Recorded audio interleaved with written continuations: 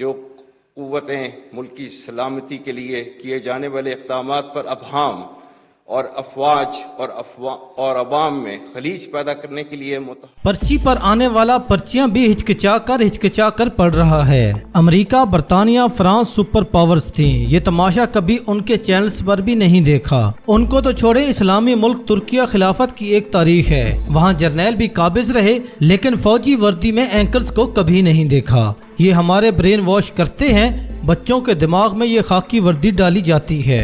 دنیا کے کسی مہذب معاشرے میں کبھی بھی اینکرز کو اس طرح کی ڈرامے بازی کرتے نہیں دیکھا۔ کیا 20 ارب ڈالر سے زائد کا بجٹ ان ڈرامے بازیوں کے لیے لیا جاتا ہے؟ ویسے بغیرتی تو اینڈ ہے ہمارے حکمرانوں پر۔ جب سے یہ عیاش حکمران طبقہ اور کمپنی کا نااہل کرپٹ ٹولہ اس قوم پر مسلط ہوا ہے، تب سے پاکستان کے گھوڑے لگے ہوئے ہیں۔ ذرا تصور کریں 6 ستمبر کی رات ہو، قوم جذبہ ایمانی کے ساتھ وطن کی رکھوالی کے لیے اپنی جان کا نذرانہ دینے کو تیار ہو، اور آپ کا خون اتنا کھول رہا ہو کہ آپ دشمن کے چیتھڑے اڑانے کو تیار ہوں، اور عین اسی وقت آپ کا حکمران طبقہ شباب کباب کی محفلوں میں رقص میں مشغول ہو۔ تو لعنت ہے ایسے حکمرانوں پر۔ ایسی ہی کچھ ویڈیوز اس وقت سوشل میڈیا پر وائرل ہیں جس میں حکمران طبقہ، خاص طور پر کراچی کے لوگ اور وہاں کی عیاش کمیونٹی اور سیاستدان، جرنیل اور بیوروکریٹس کی بگڑی ہوئی اولادیں شراب کے نشے میں دھت ہو کر ادھ ننگے جسموں کے ساتھ ناچ کر گھنگرو توڑ رہے ہیں۔ کیا ایسی قوم پر 6 ستمبر کا دن منانا بنتا ہے؟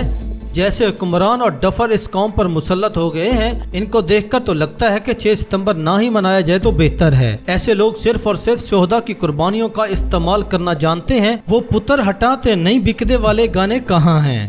6 ستمبر کی بھی چاند رات ہوتی ہے، چلو قوم کو پتہ تو لگا ایسی ہوتی ہے۔ ایک سے بڑھ کر ایک کرپٹ سیاستدان موجود ہے اس تقریب میں۔ اس پر ایک اوورسیز پاکستانی کا کہنا تھا، یہ کیا تقریب ہے؟ ویسے پاکستان کے حالات دیکھ کر ہمیں اب کم از کم یہ افسوس نہیں ہوتا کہ بچے پاکستان ہوتے تو بہتر ماحول دیکھنے کو ملتا۔